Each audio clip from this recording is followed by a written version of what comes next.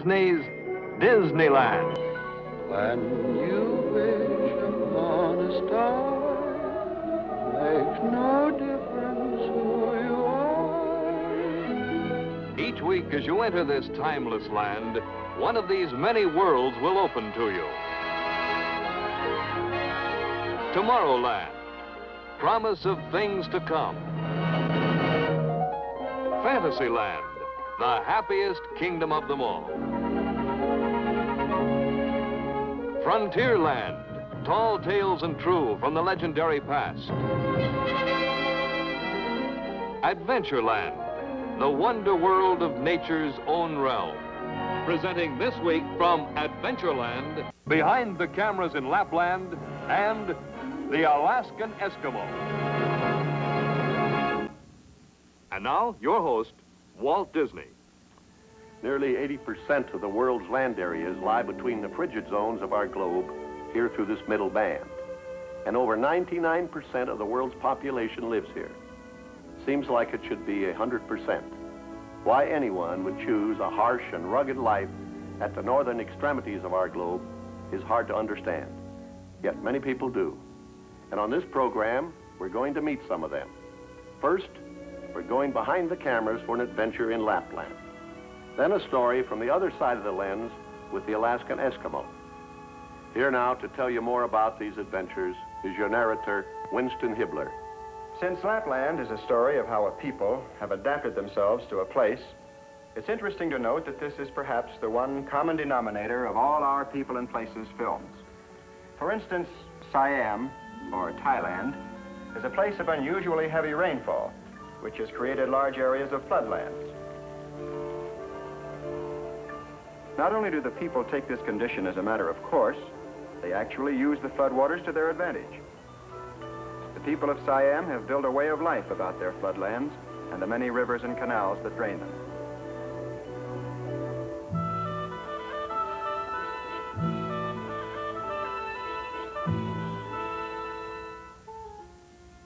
Just the opposite condition exists here in this arid region of the Sahara Desert, where water is practically non-existent. The blue men of Morocco, nevertheless, have adapted themselves to this condition. They've developed an economy based on the camel, a beast of burden that can travel great distances without water.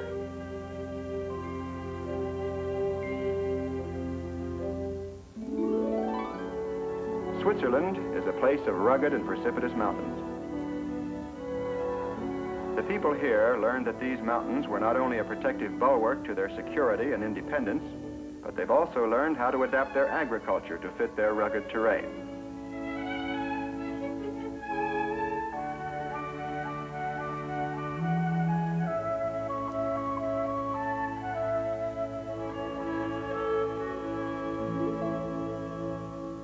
Antarctica is a place where there are no people. That is, there were no people. But with the approach of the geophysical years, many nations of our globe are sending expeditions there for purposes of scientific studies.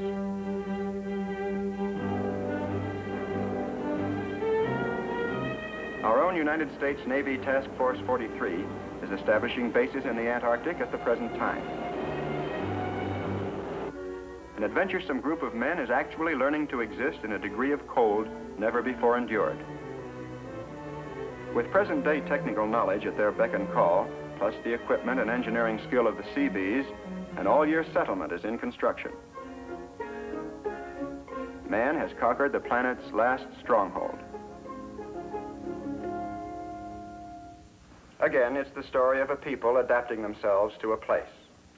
But it's time now to go behind our cameras in Lapland and see how our People and Places photographer filmed the story of the Laps for the motion picture screen. And this is a story of a people who have adapted themselves to a cold, harsh, and forbidding place. And they're truly an international people. For the Laps owe allegiance to no nation and have the freedom of the borders of Norway, Sweden, Finland, and Russia. Here, just above the Arctic Circle, in the northernmost outposts of these four nations, is the place of our story. It's a land locked in winter's grip for the greater part of the year, a land of high mountains, low temperatures, and deep snows.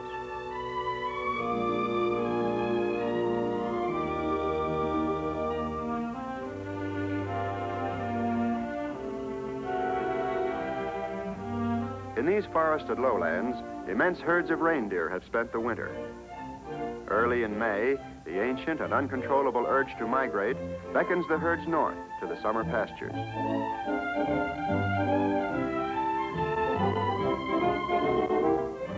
Reindeer are the cattle of Lapland, and the Lap must go where the reindeer go. As the great herds move northward, the herdsmen's families follow close behind to accompany them on the journey. Frozen lakes and rivers serve as ice-paved highways for the northbound caravan. Survival in this rugged land demands a community effort. So for this hazardous journey, neighbor joins with neighbor, family with family. Tame steers, called harks, pull the sleds and boat like polkas. Since the Laps follow forever the way of the wanderer, personal possessions must be kept at a minimum. Everything must be portable, including the milk supply. While there's no room for luxuries, there's always a place for the family pet. Toward mid-morning, the sun softens the snow, and this makes tough sledding, so it's time to call a halt.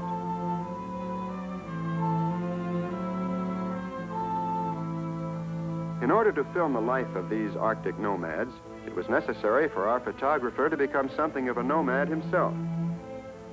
And so for over 3 years, Rickard Tegstrom lived among the reindeer herdsmen and their families.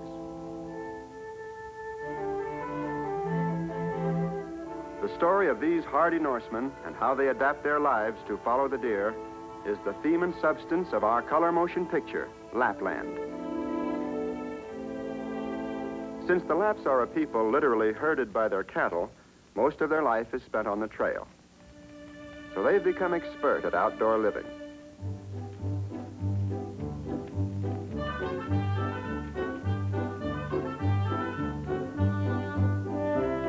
Reindeer meat is the most readily available food, and barbecued venison is the basis of Lap diet.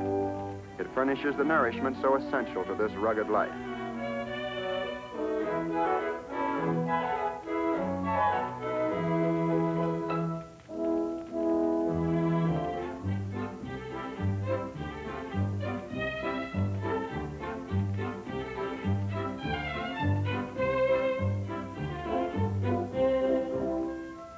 After the meal, a Lap pup laps up the last of a Lap lunch. There's plenty of food for all, including dried lichen and moss for the sled deer.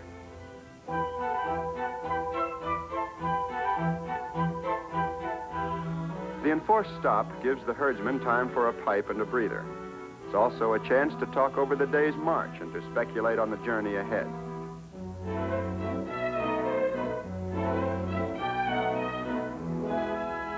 But the brief respite ends all too soon. The chill of late afternoon hardens the snow, making sled travel possible again. So everything must be reloaded for a journey that will last through the night.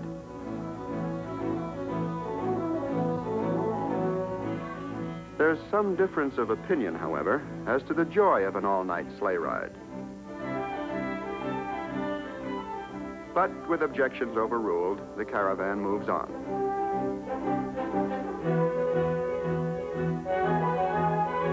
Only a people of strong hearts and hardy stock would choose life in this forbidding country.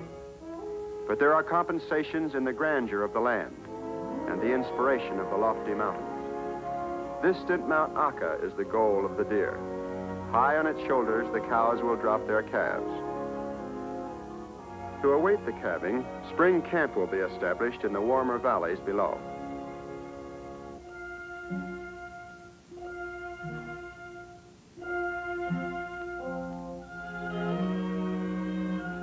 Here and there, the framework of last year's tent, or kota, has withstood the heavy snows of winter.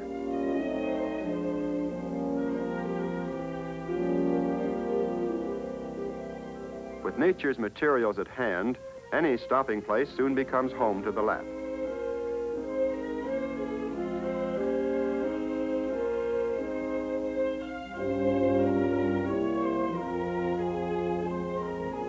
Even the most critical once-over seems to reveal no cause for complaint.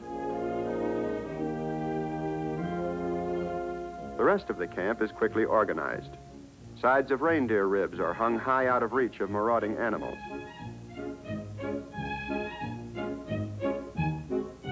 Other perishables are stored in a cache nearby.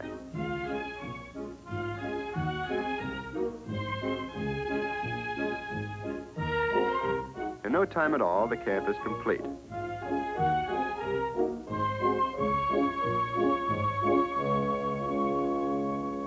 Some longing urge compels the cows to give birth in the same place they themselves were born. And so, high in these almost inaccessible areas, the calving occurs.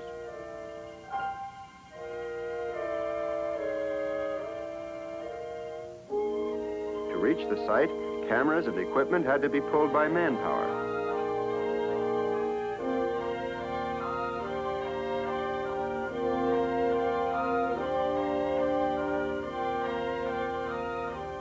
Finally, high in this cloud-hung wilderness of crags and chasms, our photographer locates the herdsman.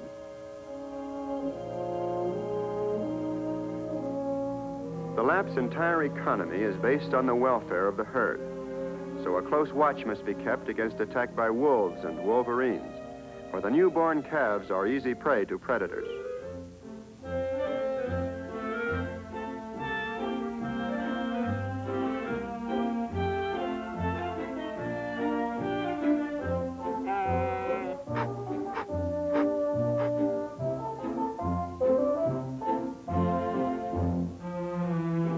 This may be a cold place for a nursery, but here the calves are free from troublesome insects that would torture them in the lower elevations.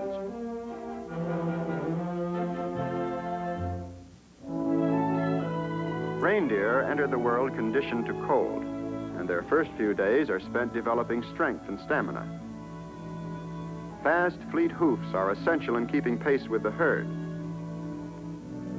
Progress is rapid, as hoofs broaden and spread into perfect built-in snowshoes. Trial runs begin early, for the herd is anxious to move on.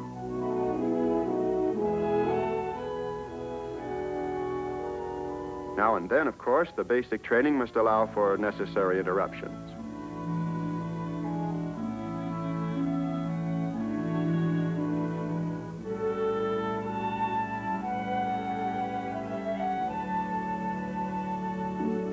With the calves no longer easy prey, the guardsmen are free to return to camp.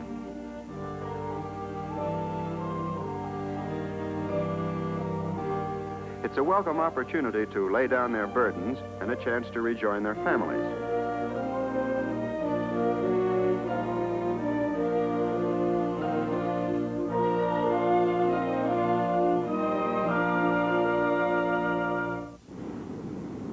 The Arctic sun has finally cast off the shroud of winter.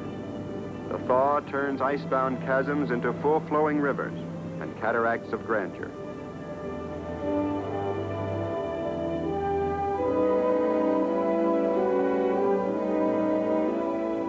With the lakes free of ice, sleds are abandoned. The rest of the journey to their summer home can now be negotiated by boat. The glory of the virgin country is broken only by an occasional village of other Laps encamped along the shore. After days of travel over many miles, the journey ends. It's been long and tiring, and everyone is glad the trip is over.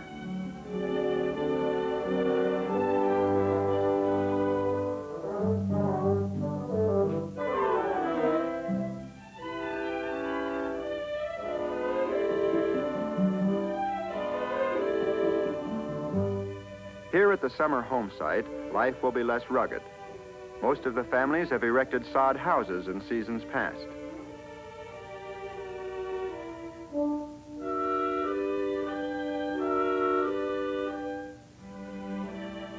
Some are even equipped with the luxury of glass windows. The sod structures even support roof gardens, where summer blossoms wave a welcome. Opening a Lap house for the summer is as simple as removing the cover from the smoke vent. Soon everyone settles down to the regular routine of summer chores. A supply of last year's hay has been providently stored in a cache, for the Lap's first consideration is the care of their stock.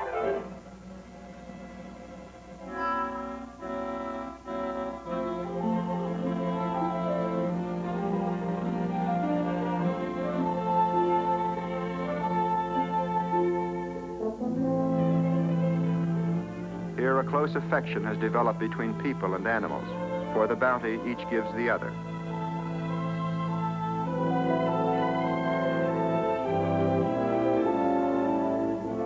But their land of scenic wonder holds no vacation for the Lapps.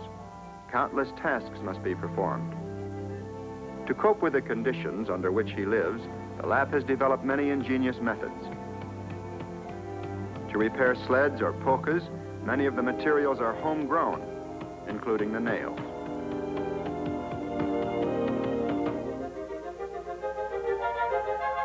When you can't fit a square peg into a round hole, you build a square hole.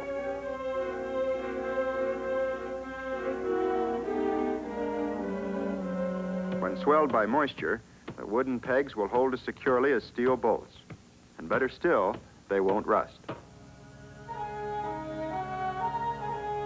Hot pitch preserves the spruce runners for slick, smooth sledding.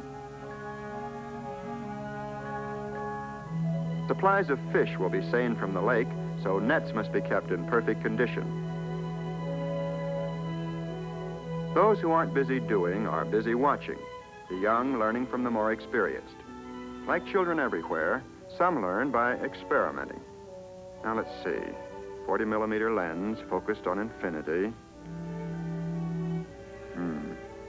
Pretty good exposure. No, better stop it down to f6.3. There, that's better.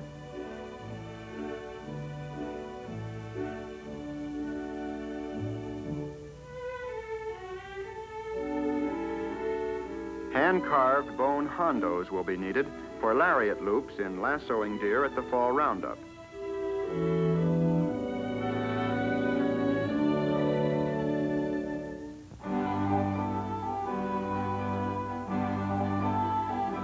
The short summer leaves little time for all there is to be done. But for a change in daily routine, the berry season offers a chance for diversion.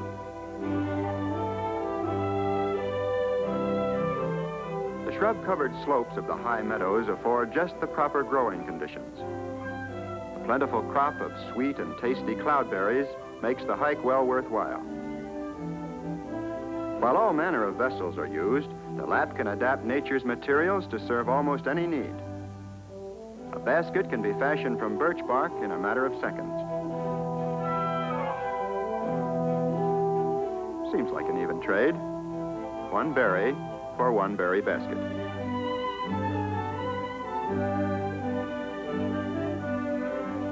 Each has his own method, but the one that requires the least energy is preferred by the small fry.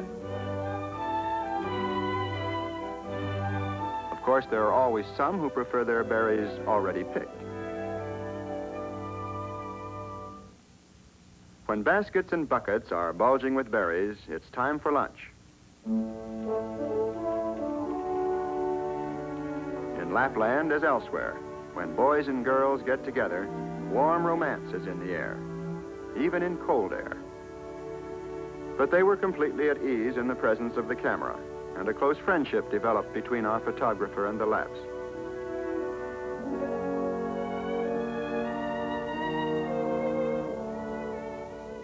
At this season, most of the men are busy tending the herds. A hike to the high mountain pasture holds promise of a Lappish courtship, so our photographer hits the trail too.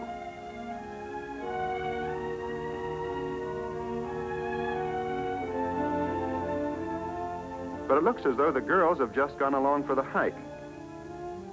The fall roundup lies just ahead, and yearlings must be marked for identification. This is done by the painless process of ear cropping.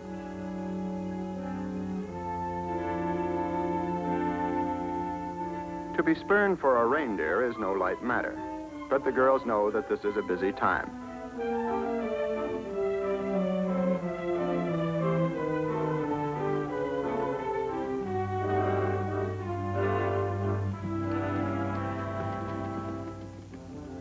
The spectacle of reindeer converging for the return to winter pastures is an awesome sight never before told on the screen. To film it, photographer Tegstrom took our People and Places camera to the roundup area in the high mountain pastures. There he recorded scenes of unparalleled wonder.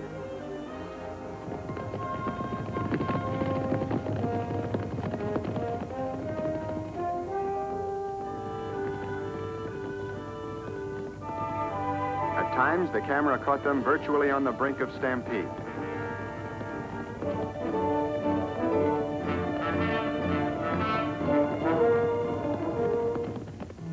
The restless stirring of the deer is the signal for the families to move out. And when the warning is given, there's no time to lose. Apprehension mounts as leaden skies warn of storms and blizzards. The more experienced know that neither deer nor herdsmen can withstand winter in this mountain vastness. However, to some, wintertime holds the promise of festivities, gaiety, and even weddings.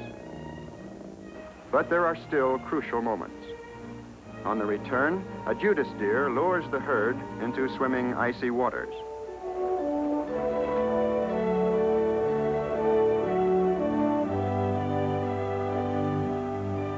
Whether or not they make it to the safety of the far shore depends on this one deer. If he gets out of control, the entire herd may be lost in a wild melee of hoof and horn. The slightest distraction may cause the deer to panic. Even the presence of the camera posed a danger.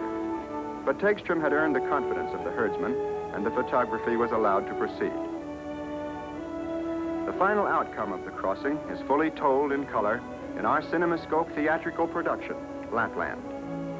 The story of Lapland is one of hardship and courage, for nature is never gentle here. But this harsh land is the choice of the Lapps themselves, and it's their destiny to wander forever in the wake of the deer, through a land they can challenge, but never change. It's often been said that environment shapes a people. And so one would expect that people living under similar conditions would develop a similar way of life. But in the Arctic regions of the world, there are many different groups of people, and while their surroundings may be nearly identical, their cultures often emerge in sharp contrast to each other. For instance, the Alaskan Eskimo has developed a way of life peculiar to his race alone. The story of the Alaskan Eskimo begins in the dim reaches of the past. Thousands of years before Columbus reached the New World, a migration of Asiatic nomads moved eastward across the great ice bridge that joined the continents. They were refugees from the bleak plains of Siberia, driven by hunger and the urge to find a new homeland. All but a few moved southward, seeking a gentler climate, a richer, easier life. Those who stayed behind to settle on the harsh Alaskan tundra were a hardy, courageous people, and their descendants survive to the present day. They are the Eskimos. Year after year, they fight the elements for the simple necessities of existence. But of all the primitive Americans, they alone have never felt the yoke of conquest. And though they're poor in worldly goods, still, strangely enough, they've found riches beyond compare. Their treasure is a way of life. But it's a life that we would find rough and rugged indeed. A never-ending struggle against the hardships of the Arctic cold. Yet spring does come, and for a few short months, the Eskimo village is free from winter's grip. A typical Eskimo village is hardly a modern metropolis. There's no corner drugstore here, no theater, not even a post office. But on the other hand, there isn't any jail either. The architecture isn't pretty, but it is practical. Since this is a treeless land, building materials consist entirely of sod and driftwood. And so villages are usually found along the coast, close to nature's lumberyard. When an Eskimo builds a house, he also buries it. For he must anchor his timbers deep in the earth to keep it from blowing away with the first gale of winter. And he doesn't have to buy his lot. He builds where he pleases.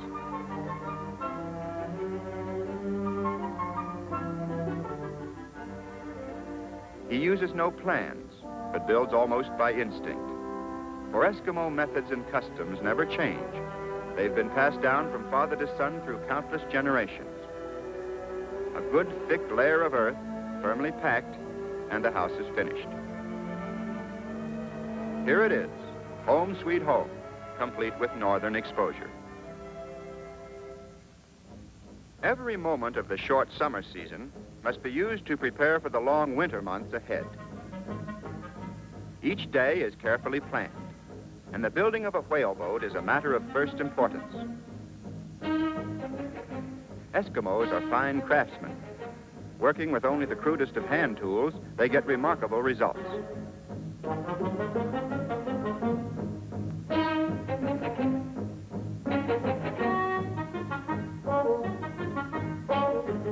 Walrus hides, carefully stitched together, are used to make the outer covering. This is a job for the women, from young girls to grandmothers. These seams must be absolutely waterproof. The lives of their men will depend on it.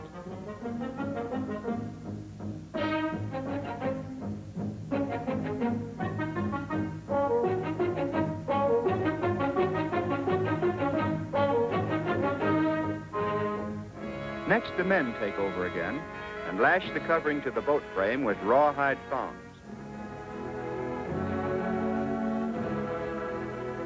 Only a few finishing touches now, and the boat will be ready for launching.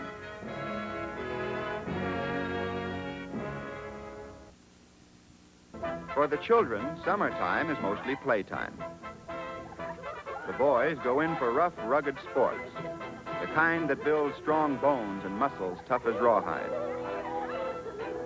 For life here is a never-ending test of strength and stamina, even in play.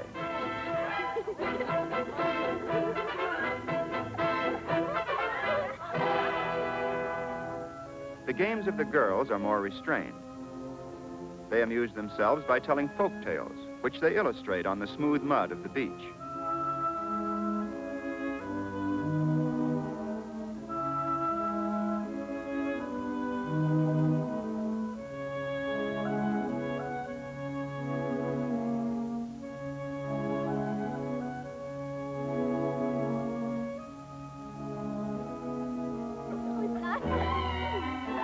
But the finest sport of all is blanket toss. It's enjoyed by boys and girls alike.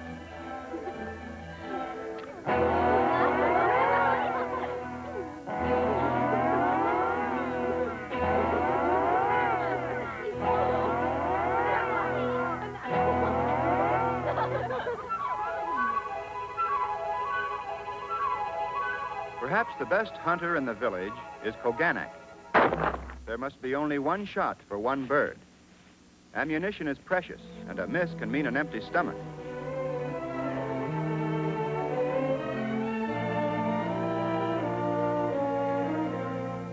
His young son, Makaluk, is learning in the school of experience. He's passed all his tests in handling the unpredictable kayak. He even gets an A in cleanliness.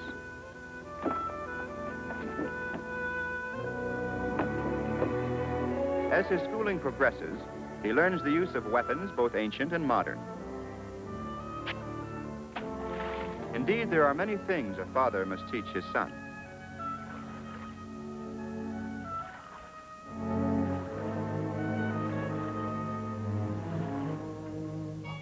Koganak has many mouths to feed. Besides his wife, Ananak, and his infant son, Moan, he has a daughter of marriageable age named Pelea, as well as 3 younger girls, Napesha, Chikoyak, and Niala. The boy baby is always the idol of the household.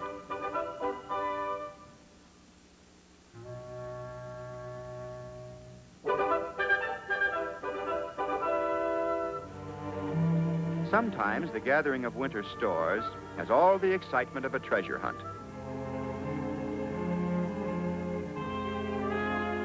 The trick is to find the home of the tundra mouse. He's not the object of the search, but his storehouse is full of tasty nuts and berries.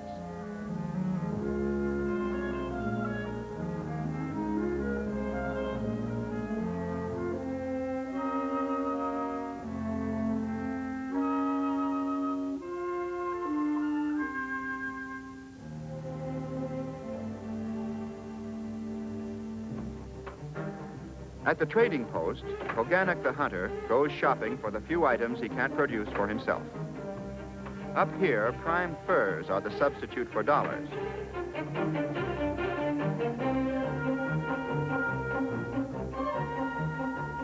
And when it comes to making change, poker chips take the place of coin. On the day of the whaler's return, there's much excitement in the village.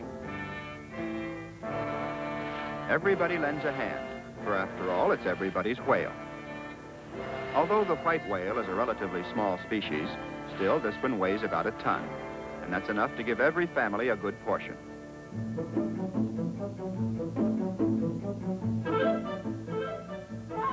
And now for the treat, a nice, tasty chunk of whale skin. It's the Eskimos' chewing candy. They call it muck-tuck. And it has a taste like beech nuts, they say. Anyhow, looks like it's good for the teeth. Every part of the whale will be used. Even the intestines are saved. They supply the Eskimo with a sort of natural plastic for which he has many uses.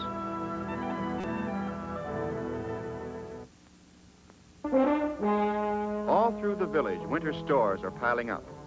But summer is nearly over now, as the last catch of the season goes to the drying racks.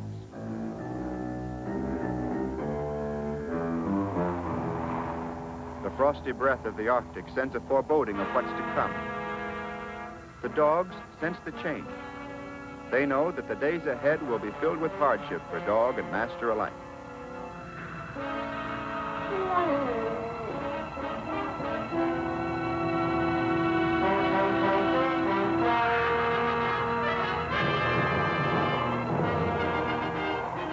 As the blizzard sweeps down from the north, only the dogs are left outside to face the bitter blast. This is no thoughtless cruelty. The Eskimo can't afford to pamper his dogs, and exposure to the elements keeps them healthy and fit.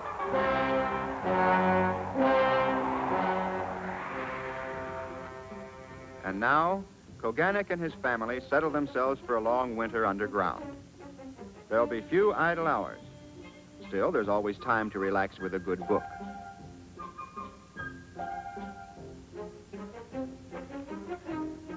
Now let's see. What will it be? Bicycles? Bonnets? Banjos? No, not much here for an Eskimo to get excited about. Wait a minute, here's something more useful. He could certainly use a rifle, some tools, a kerosene lamp, an icebox. Icebox?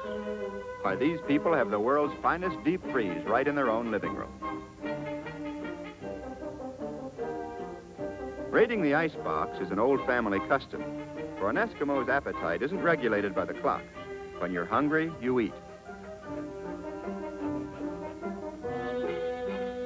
This tasty tidbit is raw fish, preserved in seal oil. Since meats, fats, and oils build body energy, they're the main items in the Eskimo's diet. The pattern of Koganek's life is an endless circle. In the winter, he makes weapons to use in the summer, to provide food for the winter, when he makes weapons to use in the summer, and so on. His tools are crude, his weapons primitive. Still, Koganek has great faith in these things he carves with his own hands. Indeed, he relies far more on his throwing stick and harpoon than he does on his modern rifle. Elsewhere in the village, Koganek's neighbors find other tasks to fill the long winter months. This woman is using the dried intestines of the whale to fashion a raincoat. Strands of grass are stitched into the seams, making them completely waterproof.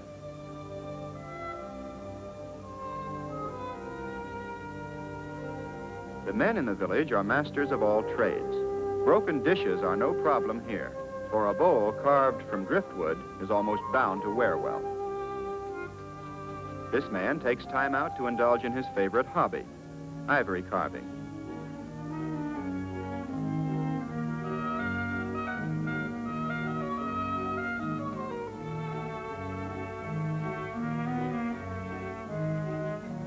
Koganek, too, has many tasks. Sealskin must be prepared to make mucklucks, the Eskimo's footwear. Seams are first marked with the teeth. Family measurements are reduced to the simplest terms. 2 spans for father, and the rest of the family in proportion. Trimming the soles offers an added attraction to the youngsters. The scraps make first-class chewing.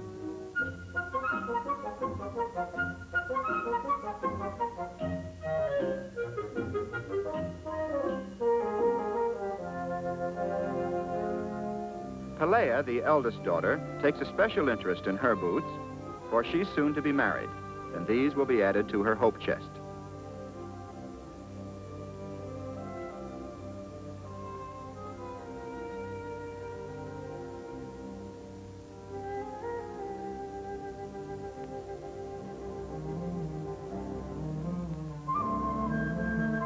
When it's bedtime for baby, it's bedtime for the whole family.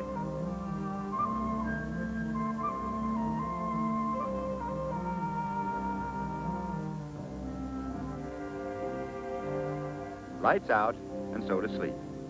Tomorrow's sure to be another busy day.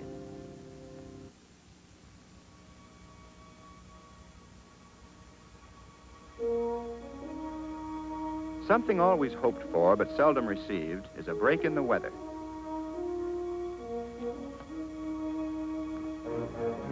Whenever a clear day comes, it's a signal for an outburst of activity in the village.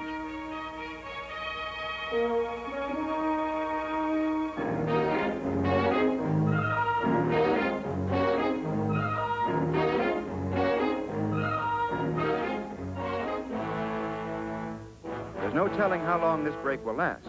What's to be done must be done quickly. Food supplies must be replenished. Drinking water is low. Wood boxes are empty. And so the dog teams are made ready as the different work parties prepare to carry out their appointed tasks.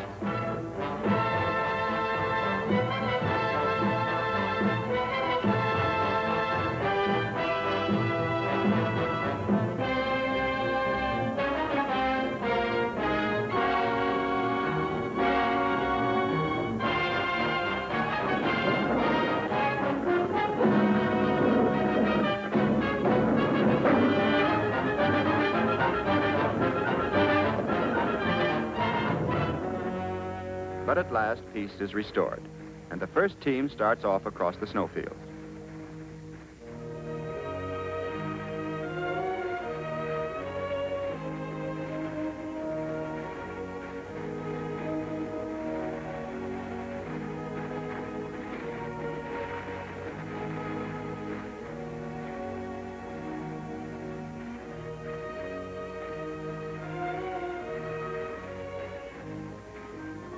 The beach party, searching for fuel, finds driftwood not only along the beach, but also some distance offshore, where the pressure of the pack ice has forced it to the surface.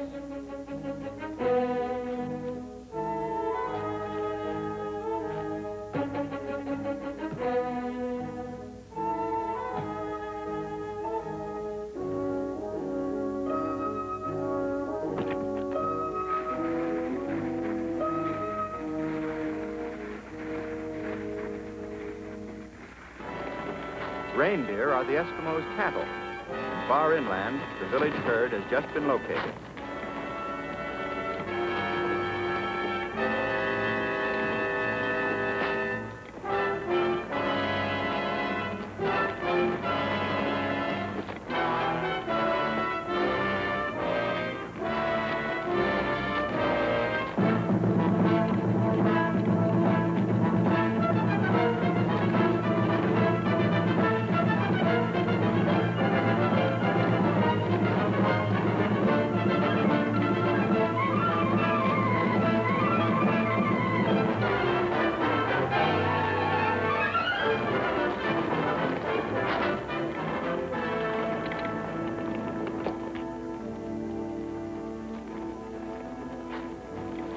After a steady diet of raw fish and seal blubber, fresh reindeer steaks will be most welcome. Meanwhile, miles from land, far out across the emptiness of the frozen sea, Koganek and his party have reached the fishing grounds. Out here in the silence, all seems calm and peaceful. And yet these men are actually on borrowed time. Should a blizzard catch them so far from the village, their chances of returning would be remote. Aware of the danger, but not alarmed by it, they go about their work methodically.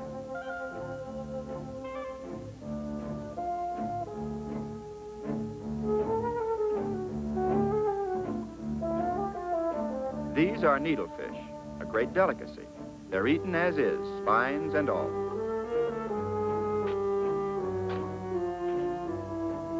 Fishing through the ice is an old Eskimo custom, and centuries ago, they invented some peculiar methods of angling which they still practice today. One of these is jiggle stick fishing. And all that's required is a barbless hook, a bright-colored lure, a sinew line, and a limber wrist.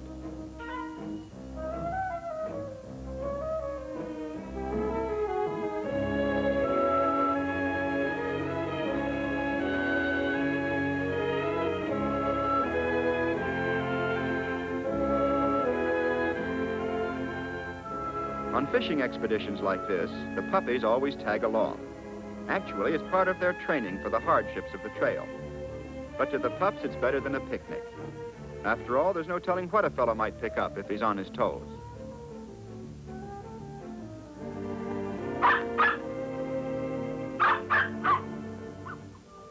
Suddenly, Koganek's weather sense warns of danger. Through his homemade eye shades, he scans the horizon. A storm is not far away and closing in fast. They may have waited too long.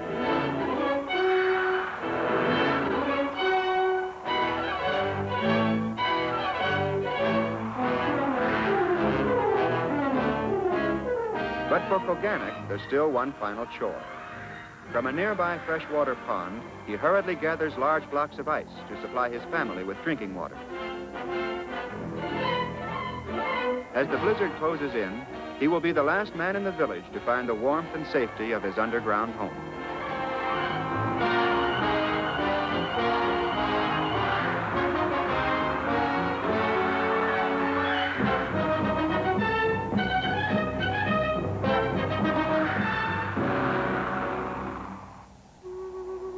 Koganek's safe return is a festive occasion, and so tonight his family will celebrate over a delicious bowl of blueberry ice cream. This rare old recipe is well worth remembering. Take one bowl last summer's blueberries. Not just any blueberries. They must be preserved in fish oil, which gives them a racy, slightly fermented flavor. Meanwhile, to one skillet of slowly simmering seal blubber, add 2 heaping handsful raw reindeer tallow. Then pour this savory sauce into a large driftwood mixing bowl. Now, add several tablespoons plain drifted snow and mix thoroughly, by hand.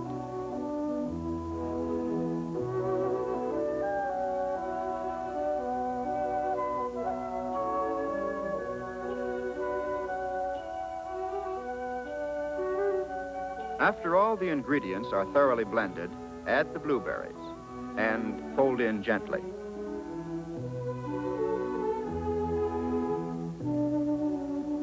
Finally, clean utensils thoroughly and serve. This mixture is called akutak, the blueberry ice cream with the fish flavor.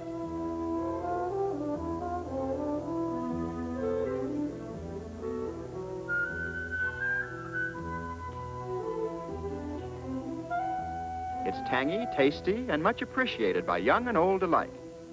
But only if you're an Eskimo.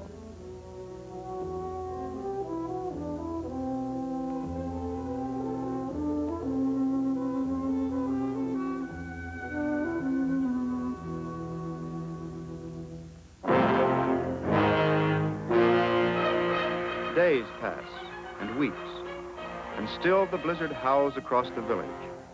Such is the Arctic winter.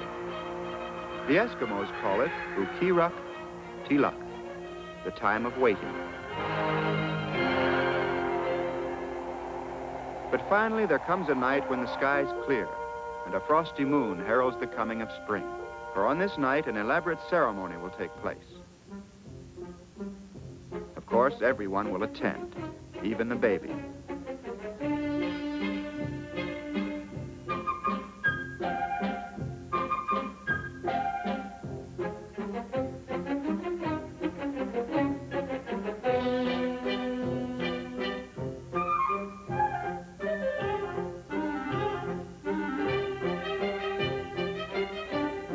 The thermometer is still well below zero, and so Chikoyak lines her mukluks with rags,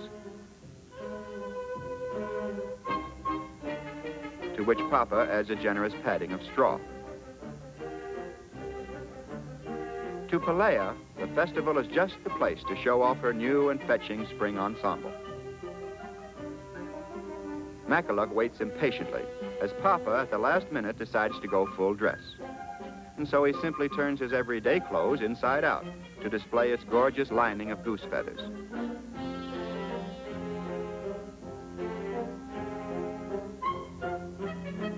On this night, a current of excitement runs through the village. The sound of drums is heard, and a muffled chanting of many voices. From all directions, the villagers make their way toward the community meeting house.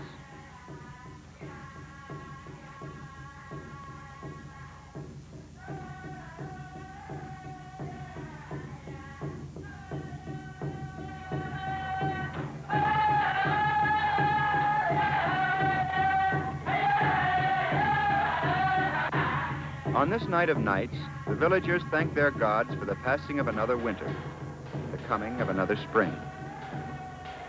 The masks represent the gods of the sky, the sea, and the land. To the god of the sea goes special praise, for he took only 3 lives this year, a small price for the bounty he gave.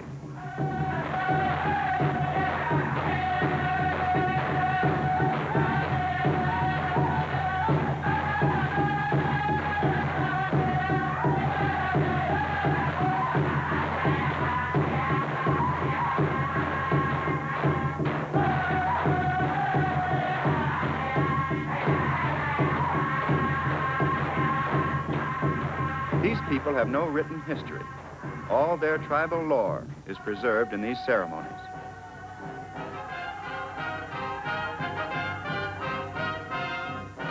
By mid-evening, however, all the gods have received their due, and now the fun begins. The tempo quickens, and the performers exchange their solemn masks for the grinning faces of comedy. Actually, these are caricatures of the villagers themselves, and the dancers spare no one in a round of good-natured ridicule.